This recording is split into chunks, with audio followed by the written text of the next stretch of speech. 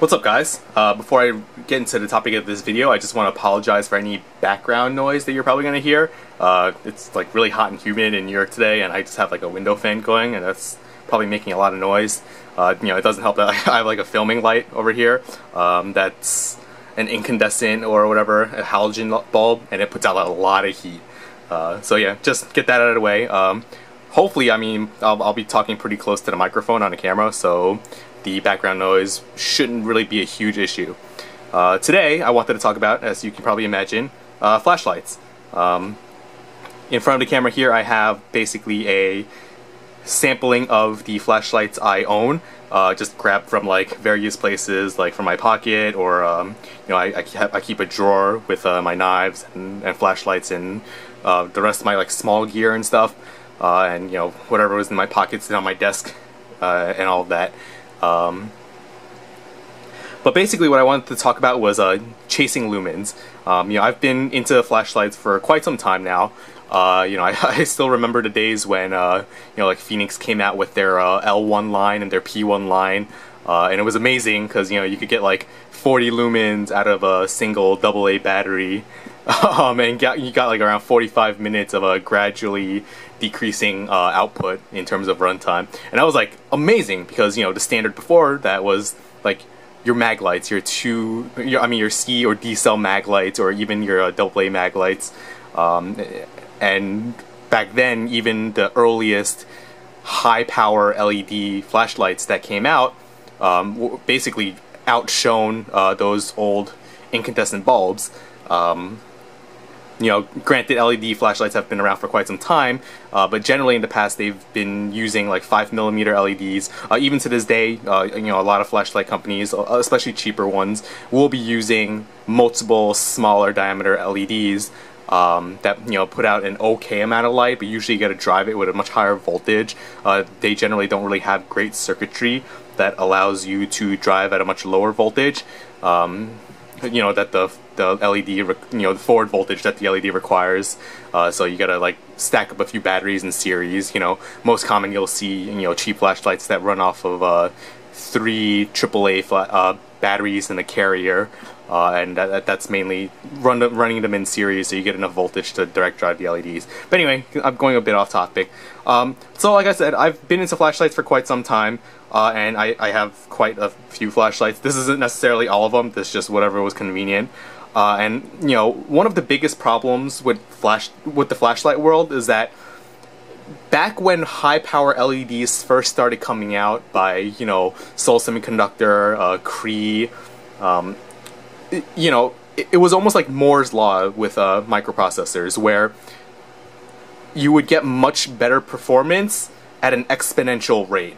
And LEDs year after year, they would come out with a new generation, a new bin, and the flashlights would effectively get better, and back when high-power LED flashlights first came out, they weren't necessarily cheap. They didn't quite reach the prices that a lot of the flashlights that are super high output command today. You could generally find them in like the $30 to $50 range in terms of like the single cell stuff. Now, because the manufacturing has greatly been outsourced, you can get really cheap flashlights, but obviously certain name brands like Surefire, or some of the bigger O lights, or even some of the higher output 4.7 lights, those are reaching the $100 mark and above. The backup, the EB2 I have here by Surefire, that's like a $185 light that I think I paid for. And people that were flashaholics, that were into flashlights on candle power forums, we found ourselves spending a lot of money every year, just because you would get like 50% or even up to like 100% more lumens, more output, at the same regulation or even better run times and stuff. And every year it was like spending another $50 on a new light that, at first the improvements were great enough where it was kind of worth it, but now in the past few years what I've seen is that it started tapering off a little bit. Now in recent times I have not bought that many lights, until recently I bought 2 new ones. I bought the mini MLX, and I also bought this mini AA, and obviously this, before those two, you know, this was my latest purchase, the EB2. But before that, you know, I was pretty much set with the flashlights that I had, and that's because I saw like there really wasn't a huge increase in improvement, and I didn't feel the need to spend basically what I had spent before on a brand new light.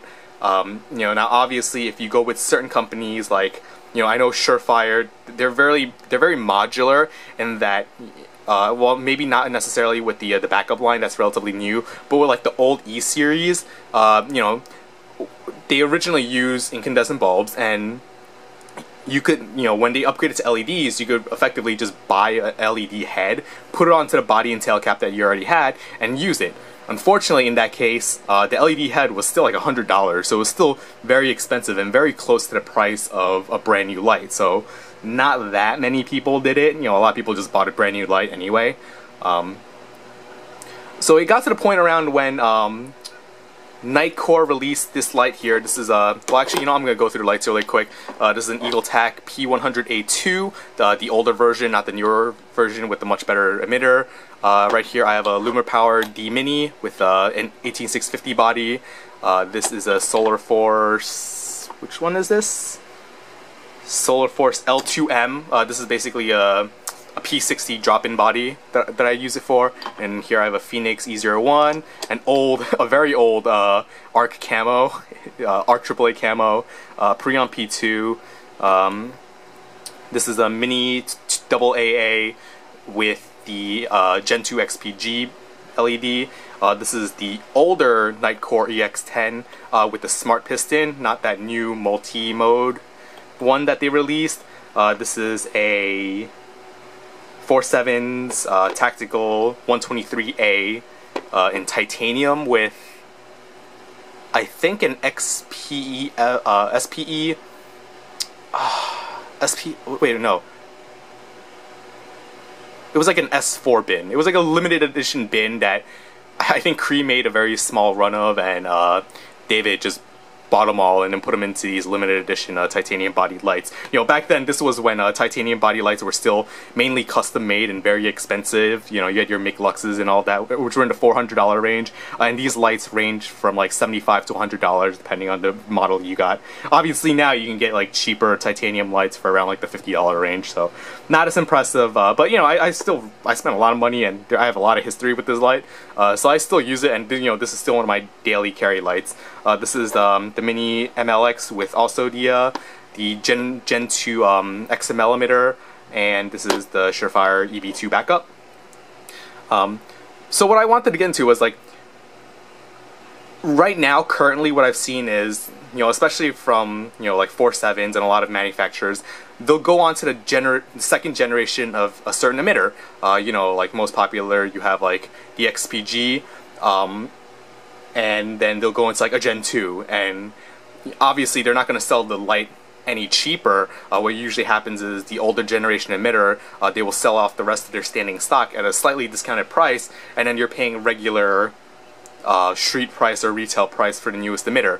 But in recent time, at least the past 2 or 3 years, the only upgrade in output that you've really gotten out of the second generation of the emitter was like around 20%. You know, effectively when, you know, like with this XML Gen 2, you went from an increase of 20% output, but the same runtime. And that's mainly because the current regulator driver that they were using, they basically just used the same one, driving at the same current. They just put a slightly more efficient LED in there, and you got slightly more light for the current that you were driving the LED with. And in my mind, you know, that's not really worth it. If I can upgrade my light and get 100% better output, then fine. Like, if I can double my output, then okay, I kind of think it's worth it. Any less than that, and I feel like, you know, one of the things that people always said on Candle Power forums was, you, like, even if there was an increase of like 40 lumens, to the naked eye, you wouldn't really be able to tell. And that's relatively true. And you know, there are also other things, you know, such as reflector design, how deep the reflector is, you know, how wide the head is. That'll affect your overall output as well. One of the biggest examples that I've recently found out is that, you know, this titanium cork, I think originally the specs were on turbo mode, it was gonna put out 170 lumens. Now, the Preon P2 with a Gen 2 emitter, you know, and the Mini with a Gen 2 emitter, both of these put out around 180 lumens. And you know, even with this Gen 2 XML and the Mini MLX, this is supposed to put out, I think, around 240 lumens. And in all honesty, in a medium range type of environment where, you know, I'm inside my house and I'm shining it across, like, through my kitchen and the living room to, like, another wall across, this titanium cork is actually brighter, simply because of a few things. One, with these 3 LEDs, the Preon and the 2 Minis, the reflectors aren't as deep.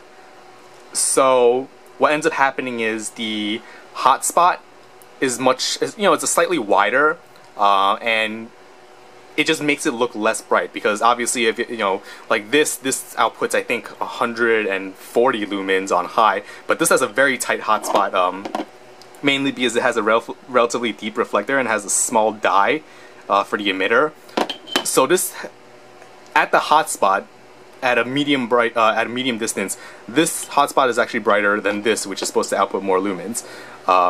Even though this is almost 60 lumens more than this, because the XML emitter is wider and it emits a beam pattern that's like almost twice the angle of the of this S4 emitter, it just doesn't seem as bright at a distance. Now, up close, because you still have the hotspot that's still kind of like overwhelms your eyesight, especially at night, so you still kind of feel this is brighter. But if you were to reflect both of these lights, you know, up at a white ceiling and use the ambient light, then you can kind of tell at that point that the XML is putting out more light, simply because, you know, overall, as an average, it is putting out more lumens, you know, and more lux, but at a single spot, this still beats it out.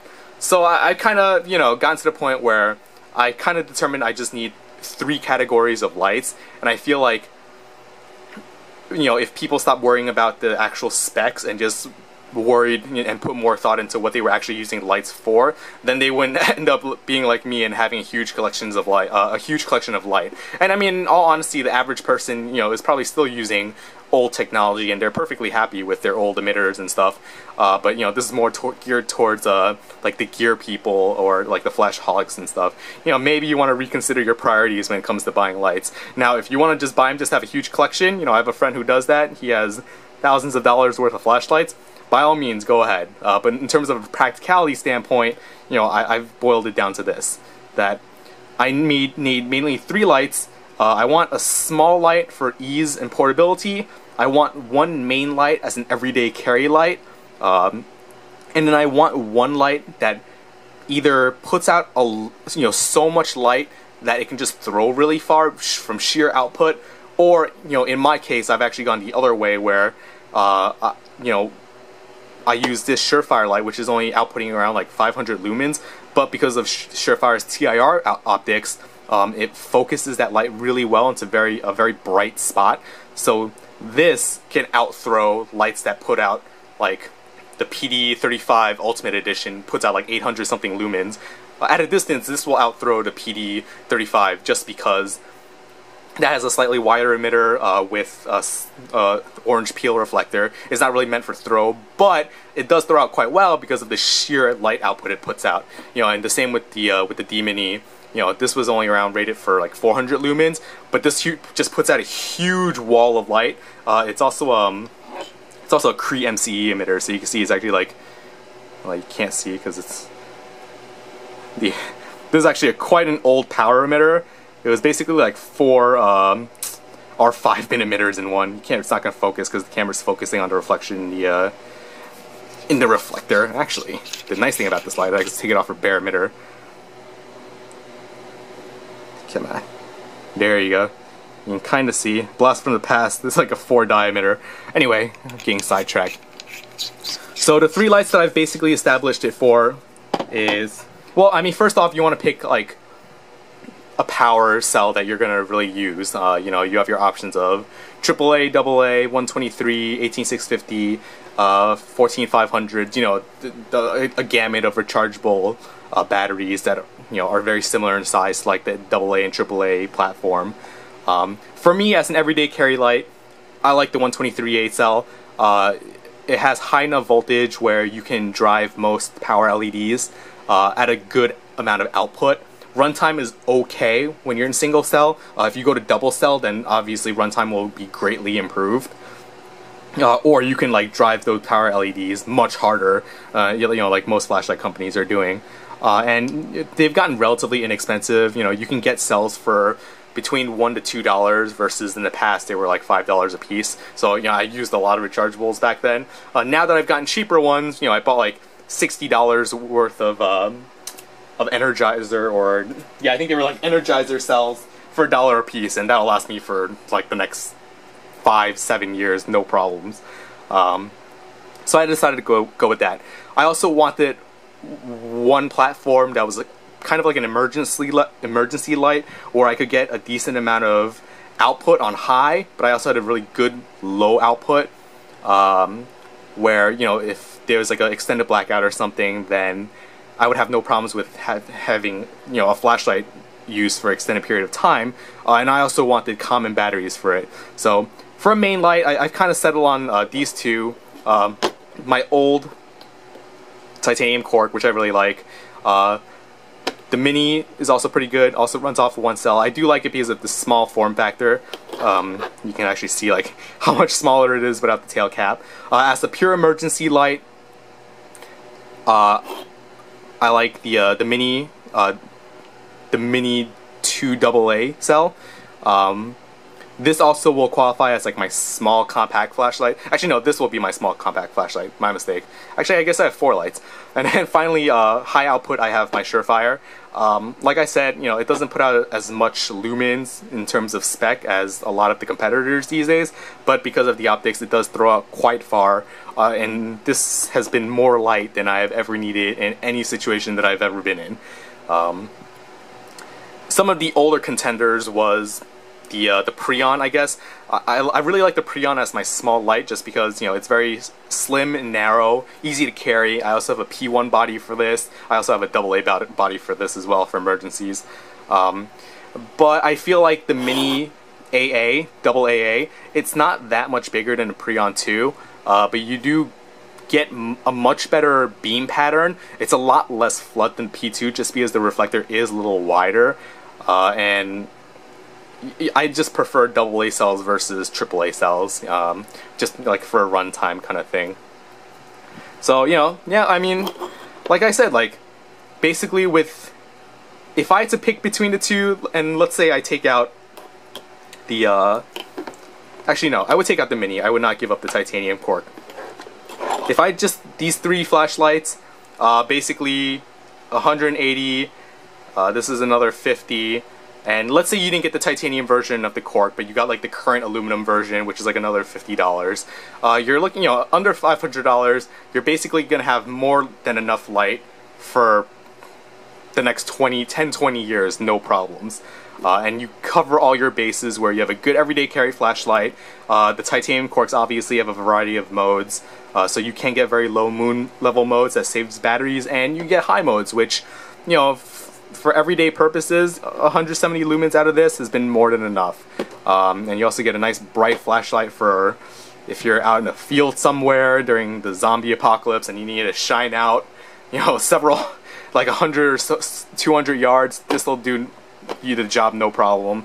And then, you have a light like this where easy to find batteries, relatively compact, not super heavy at all. Also a good variety of modes between the very low modes and the high mode, with no issues. And then all the other lights, like, I'm not a big fan of keychain lights just because I kind of find there's, the AAA power platform isn't the best in terms of like runtime versus output, so it's not really necessary.